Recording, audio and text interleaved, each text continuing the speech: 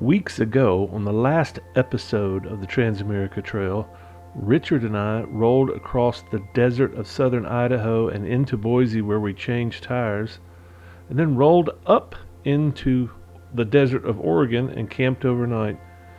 And this time we roll through the desert of eastern Oregon towards the coast. All right, we are in Ontario, Oregon, at Camp Sleep In.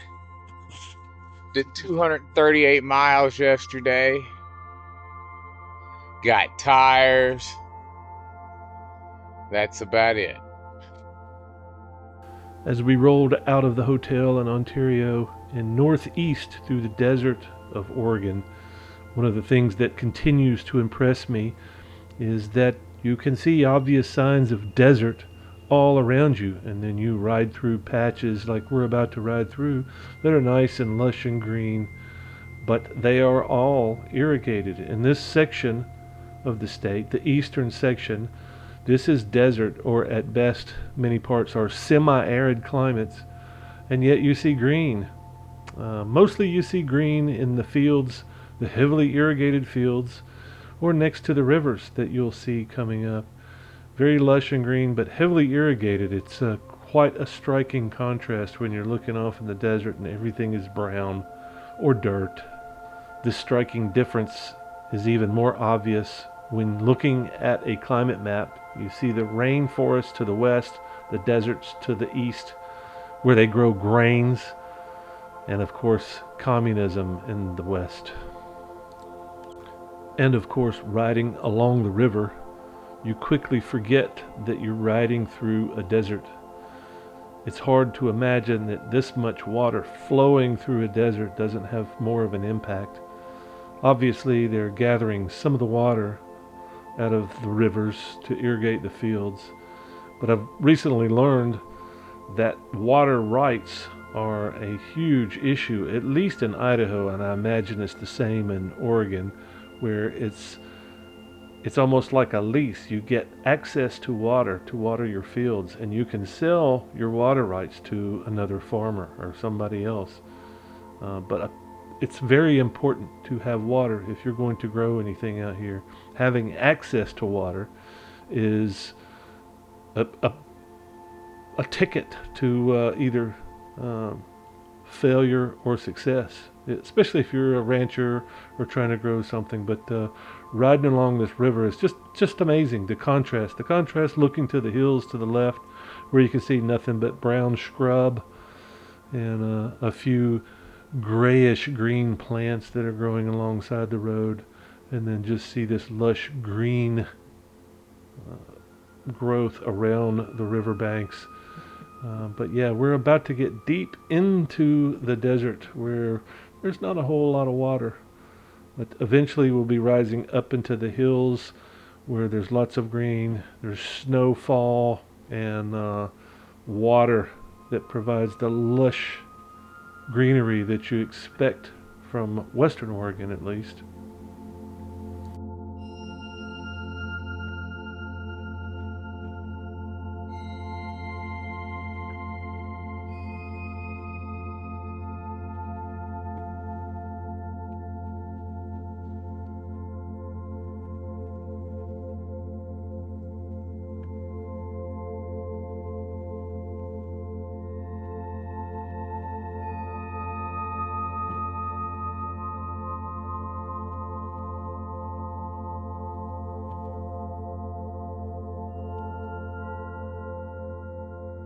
As you might have noticed, we've spent a lot of time on pavement in this section, and finally we missed a turn because a lot of these roads around here run across private property, and it's very confusing, and they don't look like turns. They don't have roadsides, and you're destined to miss a turn if you're not paying very close attention to the map. And once you get off the trail, once you get off the map, you realize that you're off the track and you got to turn around. And this is one of those confusing roads. Looks like private property. You got a gate, probably to keep his cattle in, The sign up there says private property, please close gate. So obviously this is a public road going through private property, and you see this a good bit out west where there's ranchers that are wanting to protect their property, their cattle, their livestock, whatever's roaming around here, or maybe just trying to keep the riffraff out, which we're totally riffraff. And this is kind of one of the things that we do is trade turns, opening and closing gates. Takes a little bit of the workload off of one guy having to open and close all the gates. But this is a pretty cool section. Wound up going over the hill here and then following the highway closely afterwards. We'll speed it up here a little bit and let you see more of the scenery. You can see a little bit of green here. A lot of the climate changes as you climb in elevation, and it's kind of hard to tell what's what, but this looks a lot like northern Utah, southern Idaho, and it's just it's a mix of desert and semi-arid, and you can see one of their little irrigation sprinkler systems that roll around here. But yeah, it's just really striking to see the transitions from the desert, and then here we're back out of this man's property, and same thing, taking turns. Get off, get on, turn around, get up, fasten the gate. Don't let this guy's livestock out. It's just part of the game. But yeah, this is a fun section, even though we had some hiccups and missed turns. It's part of the journey, and getting on down the road is part of the journey too. Yeah, fuck that. Just wrap the blonde around it.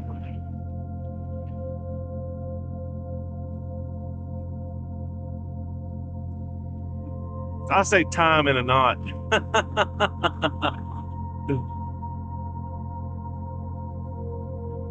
Yeah. Luck. Good luck.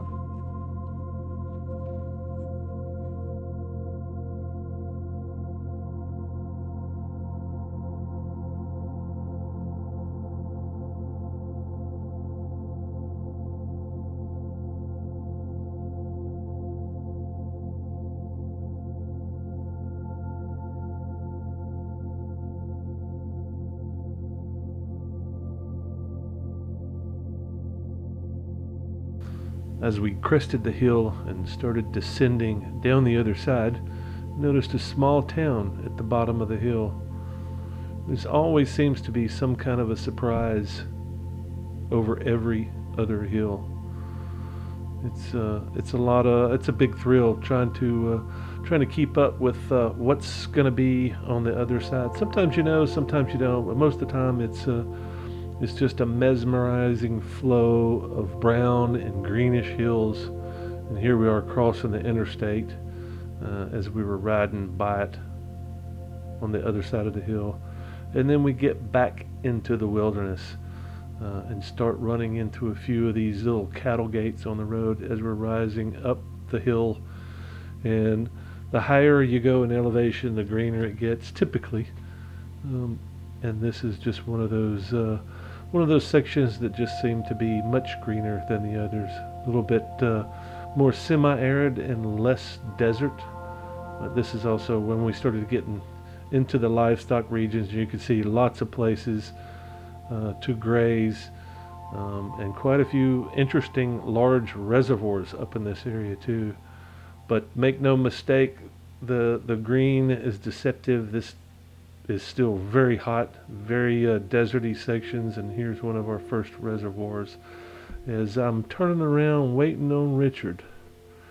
Pretty cool to get some shots of the faraway dust trails, and it was very dusty, which is why probably Richard backed off so much. Some of these roads, it's just really fun to turn it up, and you know, when you turn it up it stirs up a lot more dust, as you can see. So Richard just backs off, and when I followed, the few times that I followed, I either was right there on Richard's tail, or whoever was in front. Either I was right on their tail or I was back, depending on the dust situation. But yeah, you can see how dramatic the landscape is from this distance. And I think I've got another shot like this coming up. But yeah, just a few reservoirs in the distance. The little bit of water that does flow through these regions, they like to capture it. They might want to use it later for either irrigation or livestock. It's good to keep your animals alive in this region. There's quite a good bit of ranching and livestock in this area, although very sparse here. It's good to keep your eyes out when you see structures or things that look like there may be cattle around. Once you start seeing splatter cow poo on the road, you know to keep your eyes out because they can just come darting out anywhere at any time. And there was some splatter just back there. Once you start seeing splatter, you just expect the cattle, especially the small calves, that will just run in front of you at a moment's notice. They're easily spooked, unlike the big girls, like this fella here. He just said, "Ah, I'm scared," and they'll run right out in front of you. And some of these small calves are 150, 200 pounds, and they're very agile, and they will dart right out in front of you. So it's good to slow it down a little bit. And here's another one, just kind of getting in your way. A lot of this cattle is a year or younger. So it's good to keep your eyes out and good to read the trails, the signs on the road. Keep your eye out for dung, especially the splatter. That usually means that they're moving pretty fast. If there's a lot of splatter, they're taking a dump as they're running or briskly walking. But yeah, this is a fun little trail. You could see far enough ahead that you can open it up in between the squirts, the livestock on the road. But yeah, here's another big reservoir coming up. I decided that this is a good place for a rest stop, a pee break, and to let Richard catch up and chat a little bit. Pretty good stopping point.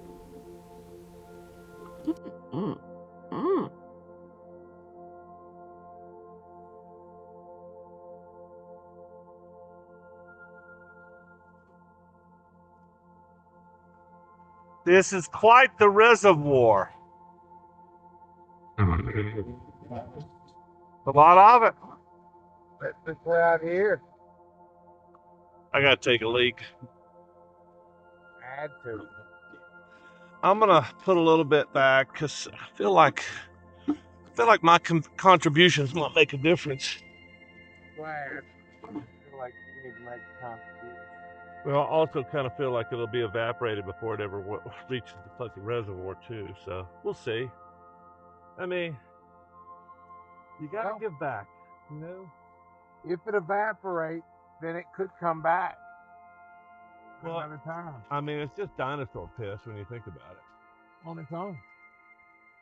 Well, you can see the level is kind of down a little bit, at least from where it's been before. See, it's down a few feet, maybe 20 feet, 15, 20 feet. Ah, ah, ah. Oh, that's better. That is better. Well, how you making out back there in the dust? Not too bad. I figured out that if I can see your dust plume, then I'm gonna hit some residual. So I mean, even if like it's collected, so I think I'm not in the dust with my eyes. Oh If yeah, I drop back a little bit farther, then I'm bothering me. yeah. It's like you're probably seeing it. Well, I mean, I hate to say it, but I'm glad it's you and not me. I don't think I'd make it 3 days with guiding where you're at. I just really don't. The only thing that's more challenging is like I can have a good business and it'd be no problem with the conditions. Right, And before I get slowed down, right. backing off a little bit farther. That way I can see that going. Well, I just stop at the turn to make sure you're behind me. Make sure I'm not making yet another mistake. Right behind. once we got on these reservoir roads, it was a lot of fun to open it up because you could see pretty much all the way around the reservoir. You could see if there were vehicles coming because they were stirring up dust, and you could really wrap it. And other than a few cattle in the road that you could also see, it was a lot of fun. Did we get ourselves in a bind yet again? I'm not seeing any on mine. I don't see anything for a while. Lake Creek Guard Station is the only thing I see on my map, and I'm running out of map here. Creek, Unity, Oregon. 7.4 miles. Let's go there.